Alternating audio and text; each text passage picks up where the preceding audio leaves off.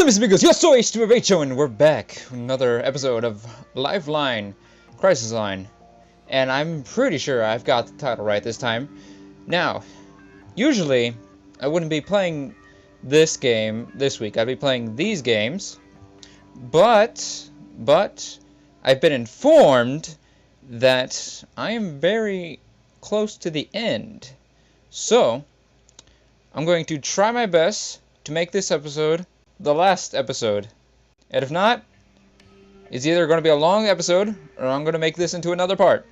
So, let's see how it goes. Where we last left off, we were interviewing, I forget his name, Rod, the Rodinator, yeah. And now we're asked if we think he's a suspect. Now, from what I know so far, is that they were co-workers, but Rod did not like the guy, which I now don't remember his name. I think it was Jason Letter. Jason Letter. Yeah.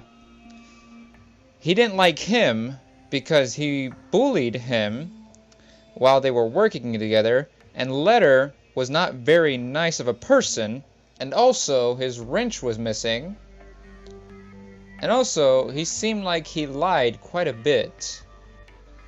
Not to me, to Alex. I think that's his name. God damn it, I'm forgetting everyone's names. So, from what I've gathered so far, I do think he is at least a suspect, yes. Not a murderer. I don't know why I said he's a murderer. I meant suspect. I agree. He doesn't look like a killer, but you'd be surprised how often they don't. Regardless, we have to check out Rod's alibis, animal heirs. I'm going to have Dites look into him and see what he comes up with. Moving on. Okay, now I really want to go interview the Person Corporation. I'm really hoping they can tell me something. Well, I mean, we have time, so I don't see why not. Let's go interview them. What I'm envisioning is busting in without any warning and seeing if I can catch them off guard. Do you agree? Or should I call them and make sure they know I'm coming? If I let them know I'm coming, that gives them time to tidy up and get their story straight. If I show up unannounced, however, there might be nobody there to talk to, and I will have wasted my time. Huh. Well, if worse comes to shove, I can just rewind the story. But if we could catch them off guard, that would be a lot better than them tidying up and getting their story straight and them lying to us, because I don't know if they're good liars or not. So, let's go barge in and then eavesdrop on their ass. God, I'm weird. I'm looking at the Person website on my work computer. It looks like the biggest bigwig at this branch is someone named Leticia Garza. She's the one I'll try to talk to. It's about a 20-minute drive from here. I'll let you know when I'm there. Then we can commence with the barging. I just pulled over on the highway.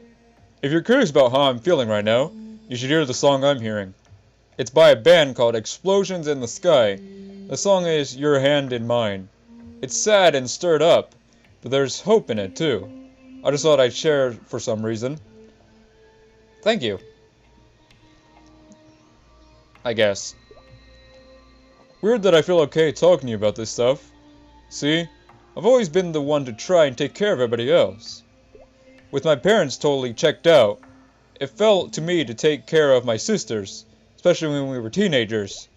I knew I had to be tough. I had to be strong because somebody had to be. I fell into this role of lone defender, champion of the vulnerable, and I thought, wait a second. Who's to say I'm vulnerable? What you trying to say, Alex? Are you trying to say something to me? Because if you are, you can say it straight to my face. We can set up a meeting for you to say this straight to my face that I'm vulnerable, okay? You don't want to give clues. What? God, that's fucking weird. I'm weird. That's why I'm alone.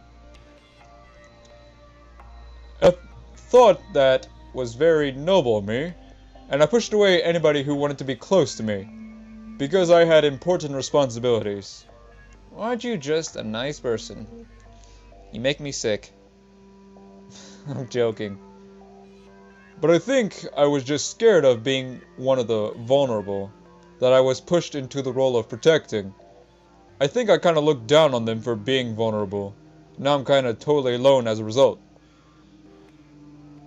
You were doing your best. I mean, you were trying to take care of your sisters, trying to be the big man in the house. I kind of see how you felt. I kind of see what you were going through. Not to say I was in your shoes in total, but I kind of see your point of view on it, so I know what you're talking about. So it's good. You're fine. No need to worry. No need to fret. That's something a therapist would say, isn't it? You were doing your best. I don't know. I've met people who said they were doing their best, but then they almost murdered their girlfriend. Your point, however, is taken. I guess what I'm trying to say, HD, is that talking to you has made me see things a little differently. It's easier to talk to you, to open up to you, because you're not someone I feel like I need to take care of. I think you must be kind of strong. Thank you. That was nice. Thank you so much. And talking to you makes me think that maybe, and I'm only saying a provisional maybe, being alone isn't all it's cracked up to be. Anyway, I gotta get back on the road. We have to go see what these Person people are up to, right? Took me a lot longer than I'm comfortable admitting to get here. Most of that time was spent navigating the convoluted Mobius strip that is the Mopac-183 highway interchange. God, I cannot read today. It seems that there are parts of this cloverleaf that are impossible to reach from any direction, like ghost sections of access road, completely cut off from civilization, left to go feral. The Person building is one of those stretches.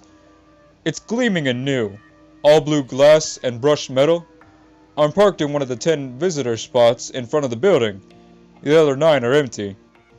The employee lot is full of BMWs, Lexuses, and Infinities, all looking fresh off the lot. There's something a little scary about the sterile position of the corporate America. Cover me, HD. I'm going in. Big reception area. Pretty receptionist with a professional demeanor and a headset. When you're barging in on someone, a big helping of briskiness and professionalism is what makes it all work. You overwhelm any opposition with the blunt force of courteous authority. Watch. Hi, I'm Detective Espedo with the APD. I need to speak with Miss Garza immediately, please. Miss Garza is in a meeting at a moment. May I suggest you schedule an appointment? Like I said, I'm with the police. It's urgent that I speak with Miss Garza regarding an ongoing investigation. I'm sorry. She doesn't see anyone without an appointment. Huh. This is weird. The cop bluster thing always works. I could just keep barging on over to the elevator, but I have a feeling that would be courting trouble. This is private property, and I don't have a warrant. Talk your way in. Maybe tell the receptionist you'll buy him some dinner or something and take him out on a fancy restaurant and show him the night out. No problem. I have a silver tongue. Or at least, a silver-plated nickel tongue. You know, when I was out in the parking lot just now, I saw a lot of cars that, I don't know, maybe had some problems. Excuse me? Yeah, with all my extra time from missing this interview, maybe I can go check for damaged taillights, expired inspection stickers, expired registrations, that sort of thing. I'm way below my ticket quota for the month. She's rolling her eyes. Oh, it's a she. Well, this is weird. I'll see what I can do. She turned her back to me and is whispering into the phone. Note that the APD doesn't have ticket quotas. That's a myth. Also, I wouldn't waste my time checking all those cars, but she doesn't know that. It turns out Miss Garza is available after all. Mr. Heckler will take you up to her. Big burly security dude with a red face and a crew cut coming toward me. Seems like a real D-bag. His badge reads Security Marvin Heckler. Come with me, sir. I guess I'm going with him. Man, that was one uncomfortable elevator ride. Marvin Heckler does not want to be my friend. He's leading me to a corner office on the 3rd floor. There's a woman sitting at a large, expensive-looking desk in the office. Leticia Garza, I presume? Hello, detective. Please come in. Thank you so much. Let me just take a moment to check my notes here. She's about 40. Very put together. You know what I mean by that? Is she's dressed nice? Maybe? Other than that, no. It just means that she has a very controlled appearance. Almost ruthlessly so. Miss Garza's makeup is applied with nanometer perfection. Her hair is perfectly coiffed, not a strand out of formation. She sits up very straight in her chair, hands folded in front of her, wearing a perfectly fitted and flawless suit. You could have just said she's dressed very nice. How may I help you, detective? I apologize, but I don't have much time to talk. That's fine. I just have a couple of questions. Ask what Person does before you ask about Jason Letter. What is it you do here at the Person Corporation? Of course, Person increases shareholder value by providing capital, expertise, and infrastructure for a global economy. As Director of Operations, my job is to oversee the implementation of best practices at the regional level. Uh-huh. Yep. Yeah, I see. Yes. And what specifically do you do here in Austin, may I ask? Our Austin office primarily focuses on leveraging new advances in the technology space to enhance efficiency. It's pretty clear I'm not going to get a straight answer out of this woman regarding Person's actual business. All I've gotten so far is that the company does something. Ask about the crystals, because they're more focused on the crystals than Jason himself. He had the crystals, but they were focused on those. You're aware that a woman named Mary Jo Irving was selling some tungstite. Is that correct? I have never heard of such a person. But you were trying to buy her tungstite via Jason Letter. This is all very interesting, but I don't know what you're talking about. Wait, I think I can prove that she contacted Letter, but I don't remember how. My brain feels like it's made of marshmallows. What am I thinking of? Let's see if I can remember. Maybe, You do? What is it? there is something Rachel... Yeah, there is... She said... I'm pretty sure she said that Jason was talking to a woman on the phone, and then she asked who it was, and then I'm pretty sure he said business stuff or something about the crystals. I'm pretty sure Rachel said something. I'm 69% sure. Oh, I remember now. Rachel told me about the weird call that Letter had gotten from Leticia Garza at the Person Corporation. That's funny, Miss Garza, because earlier I spoke with Jason Letter's paralegal. She said that the two of you had a lengthy conversation just 2 days ago. The day before Jason was murdered, I might add. Alright, fine. We discussed the sale of the tungstite kite. We even arranged a meeting in person. I mean, Person. But then Jason called the day before and called it off. What do you mean? He said he'd found another buyer and that he was no longer interested. Huh. If that is true, then it could have been an impact on the case. Thanks for your help, Miss Garza. My pleasure. I just realized something. The LG for Garza looks like the LG company logo. Maybe. I could be wrong. I'm going to put it up. Maybe I'm wrong. Maybe I'm right. Maybe you can call me a dumbass in the comments. But I don't know. For the record, I think the last bit was meant to be sarcastic. She does not look pleased. Garza's cell has started ringing. Her ringtone is that song from Titanic. In the arms wait. Nope, never mind, wrong song. If nothing else, she's guilty of being incredibly basic. Yes, Miss Verdi? She looks terrified, like whoever's on the other line scares her senseless. She's looking at me nervous. I have a visitor in my office. May I call you right back? Yes, Miss Verdi. Of course. Right away. There's a sticky note on Garza's desk. It says, Regina Verdi, 100 Rosedale Terrace. She just snatched a sticky note off her desk. See what happens when you barge? Barging is good. Barging works. I'm sorry, Detective, but I'm a very busy woman. If you don't have any other questions... Of course. Thanks again. Well, that was very interesting. I wonder who Regina Verdi is. It's a weird name. Almost like not a name at all. Kinda sounds Latin. And I have this address. Should I check it out? Sure. I mean, why not? We could probably meet the boss of everything and then see what happened later. Maybe his body's there.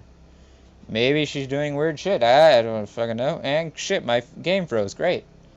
Let's see what 100 Rosedale Terrace has to offer. The map gods tell me it's a 20-minute drive from here. See you in a few. Rosedale Terrace is barely a street. It links two other streets together, curving around the bottom of a hill.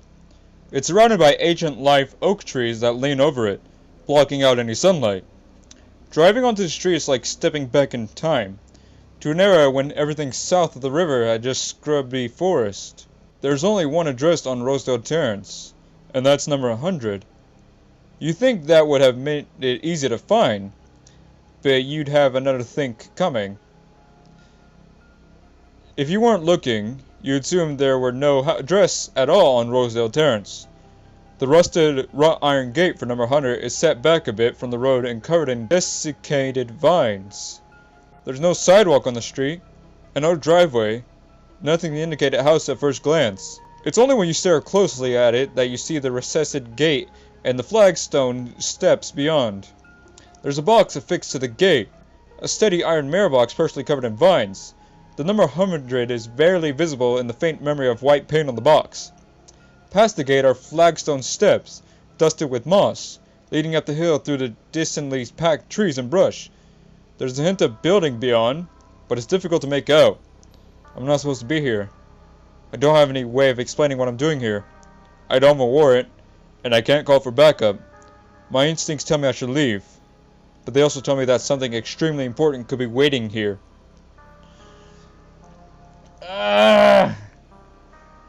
Either leave and be safe, or go in, probably get killed. I mean, I do have the power of the gods. I could just rewind. You know what? You know what? For the sake of wonder, I'm gonna go in. Be a man, Alex. Oh, I'm not gonna go in, Alex is. But be a man, Alex. Be a man. Okay, I'm going in.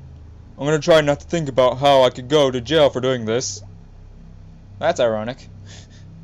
The gate's unlocked, but it lets out a long, low creak when I open it that can probably be heard for miles. So much for the element of surprise. Heading up the steps now. It's so quiet here. I'm just a dozen steps from the gate, and it feels like in another world. These steps must be at least hundreds of years old. The railing, more iron, rusted to almost nothing. Whoa! Hey, everything okay? You alright? Yeah, I'm totally fine. It was just a squirrel. Oh, you pussy. The squirrel leapt out of its tree directly in front of me, landed on the steps, and hissed at me, baring its teeth. Squirrels hiss? What kind of place is this? Run! Then it ran up a tree and vanished in the canopy. Its eyes were green. This is not a good sign. I can see the house now. It's old, like the steps. I'm guessing late 1800s. It was probably the only house out here for a long time. Hence the huge hilltop lot, in a neighborhood where most houses are crammed together like $1 million sardines. It's 2 stories, wood, with peeling paint that was probably once lavender but is now taupe. The style is what I think they call Queen Anne, with a round tower in the front and elaborate gables. It's probably looked like something in its day, but now it just looks like a corpse. The curtains in the first floor window are drawn. Hard to tell if anyone is home. If someone heard the gate scream, it didn't bring them out to greet me. I haven't broken the law just yet. I can still leave. We made it this far. No turning back now. Keep going. And if you die, the power of the gods will save me. I'm on the front porch now. There's a breeze up here that I couldn't feel down at the street. It's almost chilly. It was hot down by the car. There's a wind chime on the porch. It's blowing in the breeze, but it isn't making a sound. There's a dead cockroach lying on the welcome mat, its legs clutched over its body. Oh god, oh god, no. Oh god, that's a terrible sign. Oh god, you're gonna die. Oh god. Oh, yeah, oh god. Yeah, you're gonna die. You're so gonna die. I'm gonna knock on the door, first to see if anyone's home. Last thing I needed to walk in on a bunch of armed persona security guards like Marvin Heckler. Hang on a minute. Okay. I knocked pretty loud, and no one's coming. One more knock just to be sure. I'm guessing nobody's home. You see, if I was in this situation, I would be scared shitless. I'd call for backup, call for everything, get the SWAT team, the government, everything. I'd be fucking scared shitless. Hide behind a tank, probably get in the tank, shoot the fucking goddamn house down. That was a little too dramatic. I'm guessing nobody's home. I was almost starting to hope that it'd be opened by a little nice old lady, and this whole thing would turn out to be a huge mistake. No such luck. Guess I'm going in. Should I try the front door, or should I go around and check the back? Front door, so just in case you can make a run for it to the car. Back door, you probably have a little less luck. First rule of doors, before you kick one in, see if it's unlocked first. Sometimes you get lucky. And look, I'm lucky. I'm going in, but I'm drawing my weapon, just in case I'm not lucky after all. I'm in a spacious front room now, which is furnished as a parlor. I know it's just me, but I can feel tension in this room, like a thought of dread and anxiety. There's a bunch of grandmotherly furniture in here, complete with plastic covers. The floor-length curtains are all closed, so there's very little light. It smells dank in here. Oh, dank! There's a hint of mildew. Water's been getting in from somewhere for a long time. The walls nearest to the door is streaked brown. I just tried to turn on the lights. No dice. The power must be out. There are stairs leading up to the second floor, covering around the side of the room. And then there's a hallway leading toward the back of the house. Coming around the sofa near the stairs, I'm seeing some decayed human remains. Practically just a skeleton. Hard to guess, but given the blue hair and the remains of what looks like once a pink house dress, I'd say we found the homeowner. Should I search this room, or should I explore the rest of the house first? Since there's a dead body in that room, I suggest you explore the rest of the house first, just to make sure there's no one waiting to mug you. Okay. I can go up the stairs, or try the hallway. I'm a little leery of the stairs, to be honest. It's dark up there. Not afraid of the dark in general, but there are certain flavors of darkness that ought to be feared. Oh, then, I'm actually terrified of the dark, to be honest. So I'm not gonna put you through that. Just try the hallway first. And if you don't have to go up the stairs. Personally, I wouldn't. The hallway's filled with photographs, a lot of which contain an elderly woman with various others. Probably the dead woman on the floor in the living room. The woman gets progressively younger, and photos less colorful as I move toward the back of the house. Like a subtle form of time travel. Here's a photo of her in front of this very house as a young woman. There are no weeds, the house looks warm and inviting. She and a handsome dapper guy in a suit are beaming at the camera. Oh well, let's see what's in the kitchen. The kitchen is dark. Doesn't appear to have been used recently. Dust plays in the air.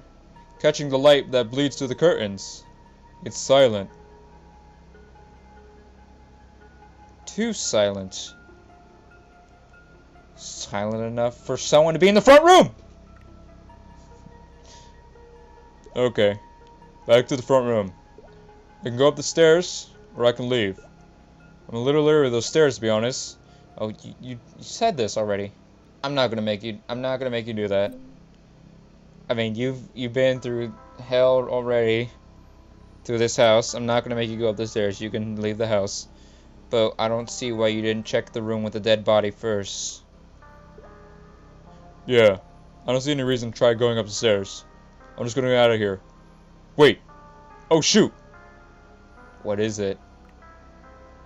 Did you forget the dead body? I can hear someone at the door, fumbling with keys. I need to get out of here. This is unexpected. Too late. It's Heckler. And he's got a gun. And...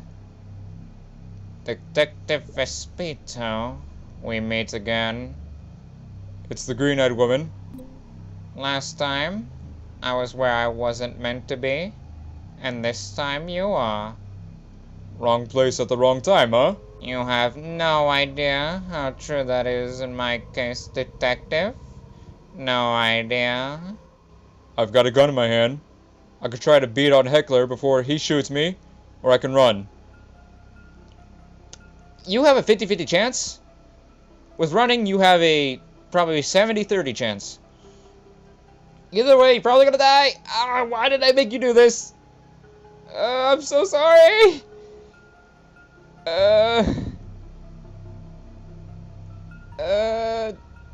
Take a stand. Take a stand and aim the gun. I'm probably making a bad choice. This is weird. I can't raise my gun. No, of course you can't. Why would you want to? I don't know. Seemed like a good idea a second ago. Why don't you put the gun down and let's talk? Of course. I just dropped my gun on the ground. The green-eyed woman just doubled over, like she's in pain. Neither she nor Marvin is looking at me, but I still can't move my legs. This is so fascinating. Can't move your legs like legit can't move your legs, or can't move your legs like you're stunned there like in Marvel? How about you run and call for backup, unless you can't move your legs? Either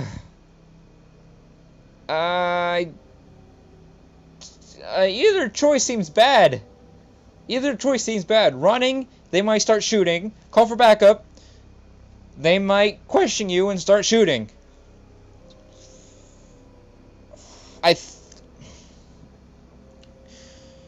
You better not skip leg day. I should, shouldn't I? I should really get out of here. But this is all just so interesting. And it seems like so much work to move my legs. Why bother? God, I think this is a bad ending. She's standing back up. She's got a huge lump in her throat, like an exaggerated Adam's apple. Now she's opening her mouth, drawing her lower jaw down. It's going down farther than a jaw it's supposed to go. I can see the back of her tongue. This is not going to be good. Oh God.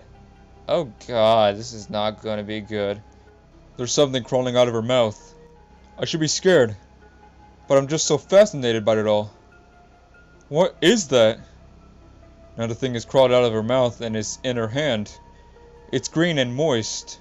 There are some tendrils on it, whipping back and forth. I want it. Open wide, detective. It's a shame, honestly.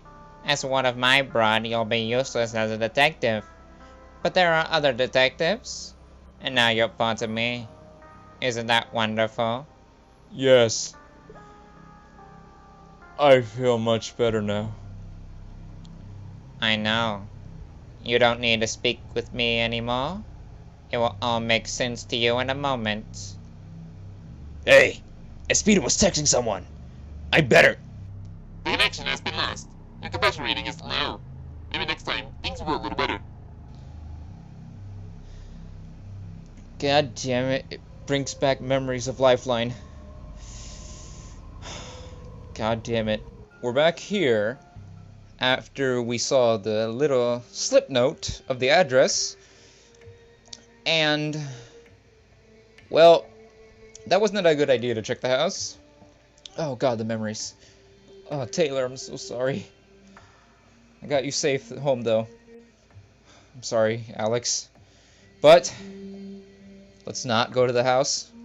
Let's just not bother. I don't know, HD Barbacho.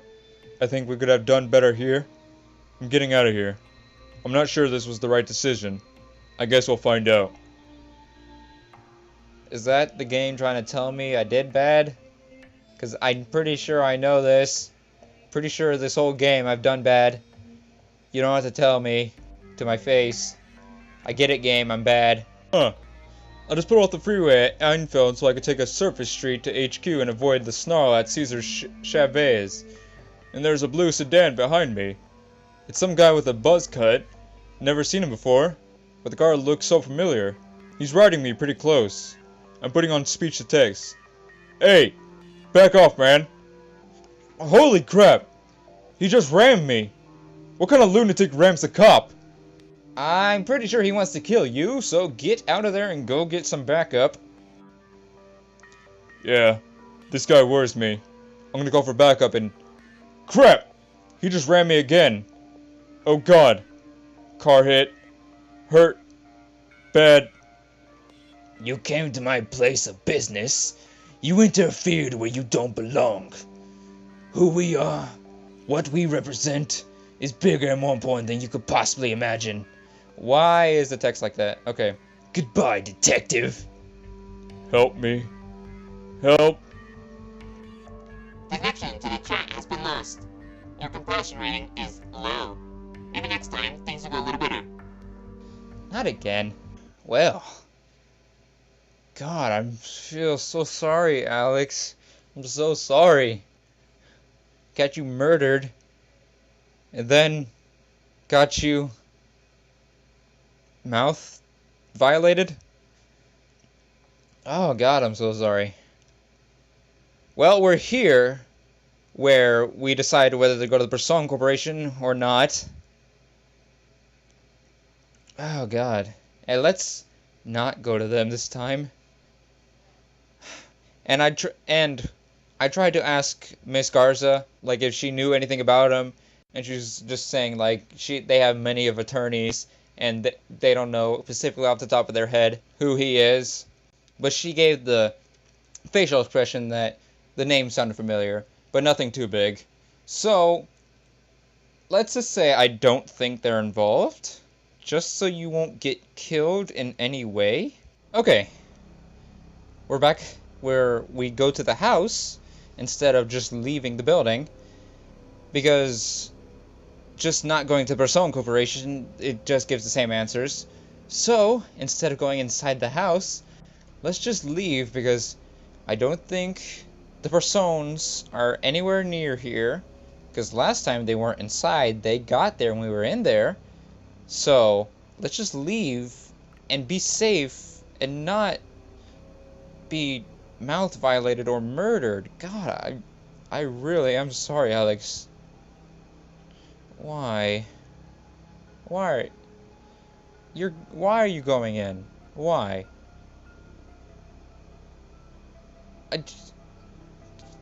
Why? Why? Either, why? You're going in. Why? What? That makes no sense. Either way, you're going in. Alex. I don't... You know what? No, you're going up the steps. You know what? I wasn't gonna do it. But you're going up the steps. No, you can't leave now. You're going up the steps. I wasn't gonna do it. You're going up the steps. First thing when we get in that house, you're going up the steps. No buts. No buts. I'm not in it for it, young man. No. You're going up the steps. There's the hallway. That doesn't matter. That room with the dead body, doesn't matter, you're going straight up those steps. Now give me the option to make him go up those steps. Unless there's Persona up there, then I'm terribly sorry, Alex. But this is your punishment. Explore. Because I feel like I'm gonna make him die numerous times. Go upstairs. I'm heading up, stepping lightly over the remains as I do. The stairs are carpeted. They don't make a sound as I go up. Someone's been up here recently. There's fresh dirt on the risers here and there. It gets darker the higher I go. There aren't any windows on the landing. The air of dread feels thick as smoke up here. I'm gonna be honest with you, HD. I'm terrified to go up. You can do it. Because you're going to do it. Okay. I'm going in. I was just looking for some permission to not go. I feel like if our roles were reversed, I would give you permission not to go. Just saying. Hang on. This is weird. This is really weird. What's weird? That I'm being mean to you? This is your fault. I'm at the second story landing. There's a hallway leading toward the back of the house. There are 3 doors leading out of the hallway. One of them are slightly open, and it looks like a bathroom. But the weirdest thing I'm noticing is that there's another flight of stairs leading up from here. Is it the attic? Could be an attic. Why is that weird? Because it's a 2-story house, remember? How are there another flight of stairs in a 2-story house? Let's find out. It's getting a lot darker. Fortunately, I have a flashlight on my keychain. That's a cop kind of thing to have. I'm going to go up slow. Hang on. Okay. The 3rd floor of this 2-story house looks like the 2nd floor, only darker. Same hallway, same 3 doors, same door, bathroom, partially open, and there's another flight of stairs going up. I'm kind of losing it right now. Oh shit. Oh shit. I think I just put him in limbo. Now you need to get out of there. This is Mario 64 all over again. Are you joking? Sorry. There's just no way I'm leaving right now. This feeling, this sick electric feeling of dread is exactly what I felt when I saw the green-eyed woman. I have to follow it. It's like I have her scent. Let's see what's up here. God damn it. Lifeline? How can this be possible? I'm now standing, looking at the 4th floor of a 2-story house. It looks just like the 2nd and 3rd stories, except there's barely any light, and all 3 doors are closed. Maybe I should explore one of these closed doors. Wait, hang on. I can hear something from upstairs. From the 5th floor of this 2-story house. I have to keep going. I'm at the top of the stairs. This floor is different. What's happening? Please, Alex. I'm not entirely sure. I've never seen anything like this. I really don't know how to explain it. This is nothing I've ever seen before. At the top of the stairs, over my head, there's no ceiling. All that's above me is a whirl of darkness containing flashes of light, spreading out as far as the eye can see. There's a pattern to it that I can almost make out, but looking at it is terrifying. Looking at it is like seeing a movie of how my depression feels to me when I'm at my worst, when I'm huddled on the floor at 3 in the morning, when I'm filled with emptiness, when I wish I could just disappear. If that feeling could take physical form and spread itself across the sky, that's what I'm looking at. The floor of this floor of the house, in front of me, I can see the same hallway, with all 3 doors thrown open. I can't see anything behind any of the doors, only blackness. Oh, and there's a bird. A bird? Now I'm kind of feeling sick. Yes, a bird. The bird is an enormous grackle, biggest one I've ever seen. It's in a cage placed in the hall directly in front of me. The cage is engraved with words, Kitty and Shush Vogel. If you've never seen one, grackles are stupid, brownish-gray birds with black beaks. They're everywhere in Austin, They fill entire parking lots sometimes. Looks at me with one of the grotesque eyes. The eye is like a ball bearing dipped in oil. State your destination. That bird was talking. Okay, Alex. I know you might be under mind control from these goddamn lifeline creatures, but you're gonna have to trust me and fight it and get out of there. And please call for backup. Oh, shit. I would, but the stairs are gone. Like, I'm looking behind me, and the stairs have just vanished. The grackl's rustling its wings at me within the cage. Backward isn't a destination. It's an origin. How did you get in here? Who are you? It's okay. I'm with the police. I have no idea what I'm saying. Who? What are you? What is this place? One is warped, one is weft. That's the answer to one of your questions. Or both. Now please state your destination. You are endangering both of us. Is this real? Am I psychotic? Is this really happening? State your destination, damn you. They're coming. I can hear shouting from below. Heavy footfalls on the stairs. The grackle is shrieking. I don't know what to do. I don't know what my destination is. Shut the bird up and make a destination. How about out the fucking house? I'm gonna open the cage and Oh my god. Oh my god. I'm going to open the cage and kill the bird. What do you think you are doing? No. Please stop. Please. It's dead. I killed it. Something strange is happening to the sky above me. It's shrinking. It's getting hot. I think this was a terrible mistake. There's nothing to touch. Nothing to stand on. Everything is going. Everything is collapsing. The world is The connection to the jar has been lost. That was a mistake. Your compassion rating is low. Maybe next time things will go a little better.